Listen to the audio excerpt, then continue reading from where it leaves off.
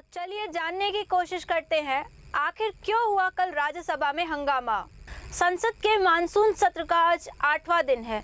कुछ दिन पहले ही कृषि से जुड़े तीनों विधेयक लोकसभा में पारित हो चुके हैं, लेकिन किसान इनका विरोध कर रहे हैं। विपक्ष की पार्टियां सरकार पर निशाना साध रही हैं, लेकिन सरकार इन्हें किसानों के हित वाला बता रही है। आइए पहले समझते हैं कि इन तीनों विधेयकों के मुख्य प्रावधान क्या है और किसान इनका विरोध क्यों कर रहे हैं। साथ ही ये भी समझने की कोशिश करते हैं कि आखिर क्यों केंद्र सरकार इस बिल को किसानों के लिए फायदेमंद बता रही है। पहला विधेयक कृषक उपज व्यापार और वाणिज्य विधेयक 2020 है। इस बिल में एक ऐसा इकोसिस्टम बनाने का प्रावधान है जहां किसानों और व्यापारियों को मंडी से बाहर फसल बेचने की आज़ादी होगी। वहीं दूसरे विधेयक कृषक कीमत आश्वासन और कृषि सेवा पर करार विधेयक 2020 में कृषि करारों पर राष्ट्रीय फ्रेमवर्क का प्रावधान किया गया है।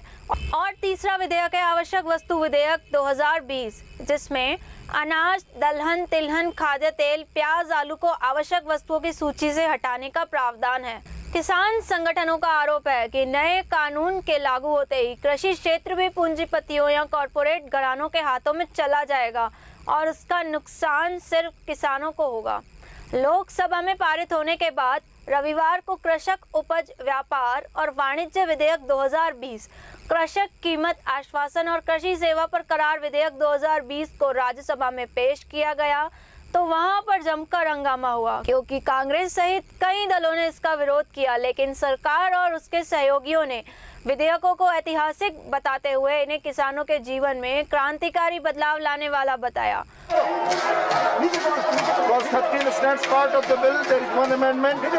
नंबर 14 पर जाइए और हाउस ऑर्डर में हो, बेल में ना हो तभी डिवीजन दे सकते हैं। Motion move that the bill be pass. साथ ही केंद्र सरकार ने विधेयकों पर चर्चा का जवाब देते हुए विपक्ष की ओर से व्यक्त किए गए चिंताओं को दूर करने की कोशिश भी की। हंगामे के बीच कृषि मंत्री नरेंद्र सिंह तोमर ने कहा कि पीएम मोदी जी ने 2014 में कामकाज संभालने के बाद कहा था कि किसानों की आमदनी दोगुनी करने के लिए उनकी सरकार काम करेगी। इसके लिए यह सिर्फ यही बिल कारगर नहीं है, किसानों की आमदनी को दुगना करने के लिए 6 सालों में कई प्रयास किए गए हैं। और इसी के साथ कांग्रेस ने केंद्र सरकार पर आरोप लगाया है कि वह न्यूनतम समर्थन मूल्य समाप्त करने और कॉरपोरेट जगत को फायदा पहुंचाने के लिए दोनों नए कृषि विधेयक लेकर आई है। कांग्रेस के प्रताप सिंह बाजवा ने केंद्र पर सख्त आरोप लगाया है और कहा है कि दोनों विधेयक किसानों की आत्मा पर चोट हैं, यह गलत तरीके से तैयार किए गए हैं और गलत समय पर पेश किए गए हैं। अभी हर दिन कोरोना वायरस के हजारों मामले सामने आ रहे हैं और सीमा पर चीन के साथ तनाव है। किसानों की आर्थिक स्थिति बहुत ही खराब चल रही है। वहीं विपक्ष से एक और तंज सामने आया है कि सरकार का इरादा एमएसपी को खत्म करने का है और कॉरपोरेट जगत को बढ़ावा देने का है। उन्होंने सभा में सवाल किया है कि क्या सरकार ने नए कदम उठाने के पहले किसान संगठनों से एक बार भी बातचीत की थी। उन्होंने आरोप लगाया कि दोनों विधेयक देश के संघीय ढांचे के साथ भी खिलवाड़ है। साथ ही उन्होंने कहा कि जिन्हें आप फायदा देना चाहते हैं वे इसे स्वीकार करने के लिए तैयार है भी या नहीं। ऐसे में नए कानूनों की जरूरत ही क्या है।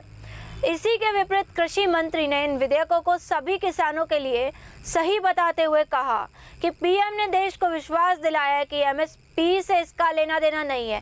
स्वामीनाथन आयोग की तरह से जो सिफारिशें की गई थी उनमें एक यह भी थी कि किसानों की लागत में 50% मुनाफा जोड़कर एमएसपी की घोषणा की। इसे पीएम मोदी ने ही लागू किया। 2015 और 16 में धान की एमएसपी 1410 रुपए से था, जो 19-20 में 1815 रुपए हो गया। लगातार एमएसपी में वृद्धि हो रही है। उन्होंने कहा कि पहली बार ऐसा हुआ है कि कृषि क्षेत्र के लिए 1 लाख करोड़ रुपए। इससे पहले कृषि और किसान कल्याण मंत्री नरेंद्र सिंह तोमर ने इन विधेयकों को पेश करते हुए कहा कि इन विधेयकों के प्रावधान के अनुसार किसान कहीं भी अपनी फसलों की बिक्री कर सकेंगे और उन्हें मनचाही कीमत पर फसल बेचने की आज़ादी होगी। ऐसे ही विरोध चलता रहा और राज्यसभा में भारी मतभेद के बीच कृषि विधेयक पास हो ही गए। जाए आप वेल में रहते हैं, वोटिंग मांगते हैं, जो संभव नहीं है। अगर अपनी सीट पर जाए तो आप जो डिमांड करते हैं हम लोग कर सकते हैं। आप जाए प्लीज सीट पर।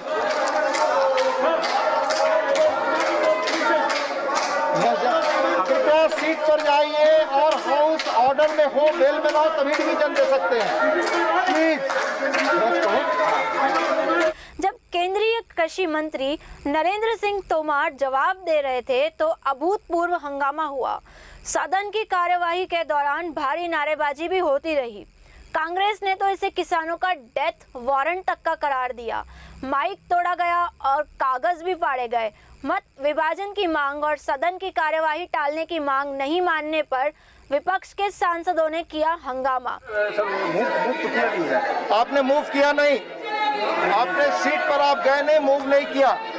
I shall now put the amendment moved by Shri Vinay Vishwam to vote. Move ही नहीं हुआ। Clause 4 stands part of the bill. Those in favor will please raise their hands and say aye. Those against will बारी विवाद के चलते इतनी स्थिति खराब हो गई थी कि अगले दिन सुबह 9 बजे तक के लिए राज्यसभा को स्थगित भी कर दिया गया।